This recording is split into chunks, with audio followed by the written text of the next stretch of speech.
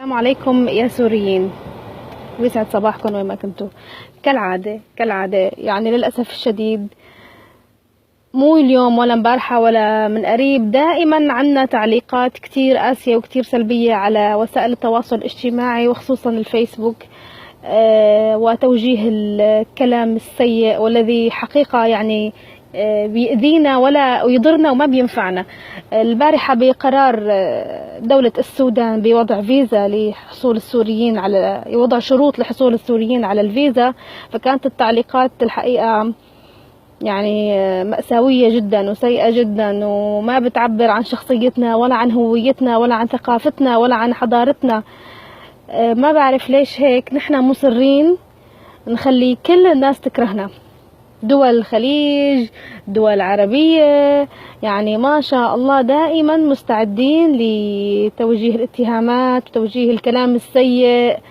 حقيقة يعني شيء مؤلم جدا، عدا انه انت عم بتضر وعم بتسكر الابواب اكثر وتضيق الخناق على اخواتك السوريين اكثر وتزعج الناس اكثر وتخلي لنا يعني ما يبقى لنا ولا صديق واحد بهذا العالم. نحن بارعين الحقيقة ومذهلين في اكتساب الاعداء، وما قدرنا نكسب حدا لصفنا للأسف الشديد، سواء الأردن، لبنان، دول الخليج، واليوم أيضا يعني مؤخرا موضوع السودان. أنا حزينة جدا أنه نحن دائما هيك بنوصل حالنا لأبواب مسدودة وبعدين بنندب حظنا. خليك مؤدب، خلي ردود أفعالك لطيفة. على فكرة وسائل التواصل الاجتماعي بتأثر، ولا تقول ما بيأثروا على اتخاذ القرار، وبيأثروا حتى على ردود الفعل الشعوب ما في أحلى منا وما في أحن منا وما في أكرم منا، وكل شعوب العالم حتى أنا التقيت بأشخاص فلبينيين، بإيرانيين، بصينيين، هن متأثرين وحزينين على اللي صار على سوريا وحزينين على الشعب السوري. ولكن هل تتصور أنه أنت لما حتسب بلد وحتسب حكومة وحتسب شعب رح يكونوا سعيدين؟ لا. ولا تفكر انه محمد او عبد الله او علي او هذا الشخص لو كان شخص عادي ما ممكن يأثر. لا، بيأثر، وممكن يكون تأثير ايجابي، ممكن يكون تأثير سلبي. ما بتتخيلوا قديش في عالم حابة تساعد وساعدت ووقفت مع عالم وقدمت خدمات جليلة للسوريين في كل انحاء الوطن العربي، في الاردن، في لبنان، في كل محل. ليش نحن مصرين يعني نخسر العالم ونخسر الصيت الحلو ونتسبب بالأذى لبعض، نتسبب بأذى لإخواننا السوريين؟ فأنا كتير حزينة إنه عم شوف هاي التعليقات السيئة، كتير حزينة إنه يعني نحن مو هيك مستوانا ولا هيك تربيتنا ولا هيك أخلاقنا ولا هيك أخلاق الإسلام ولا هيك أخلاق البشرية ولا هيك أخلاق الإنسانية. هاي التعليقات السيئة.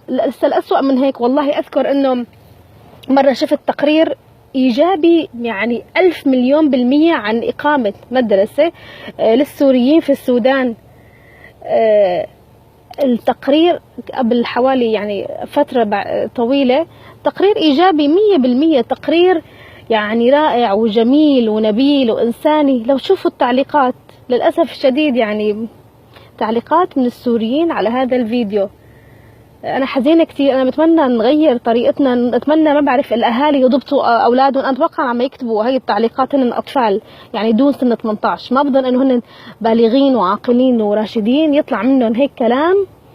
ولو انت ماسك التليفون من وراء الشاشه، ولو انت ما انك بطل قاعد عم بتسب العالم من وراء الشاشه، البطوله انك تحكي كلمه حقيقيه في مكانها وتخدم الناس بشيء على ارض الواقع. بس انه تسب الناس على وسائل التواصل الاجتماعي الحقيقه هي مأساة، وبتدل قديش هذا الانسان يعني فاضي من جوا للاسف الشديد. اتمنى على الاهالي، على الاشخاص، ما بعرف يعني مين في له السلطه على وسائل التواصل الاجتماعي، او انه يوعي اولاده وانه ما يتكرر هيك تصرف. انتم عن جد جرحتونا لنا بالبدايه واسأتوا لنا كسوريين واسأتوا لشعب كتير لطيف كتير ودود مثل الشعب السوداني، وما بعرف قديش في كم 100,000 سوري عندهم، ما بعرف قديش العدد، فجرحتوهم وزعجتوهم اكيد وزعجتوا السودانيين. وهذا الكلام ما بيمثلنا، وانا كسوريه بوجه اعتذاري الشديد والعميق للشعب السوداني ولحكومة السودان. وأكيد هذا الكلام ما بيمثلنا، هن حرين ببلدهم، هن حرين يستقبلوا مما يستقبلوا، ما بنجبر حدا انه يعمل خير او يستقبلنا او يعملنا اي شيء، ما بالإجباري. وعدا ذلك مو من حقنا ابدا نتعدى على خصوصيات الدول ويا غريب كون أديب.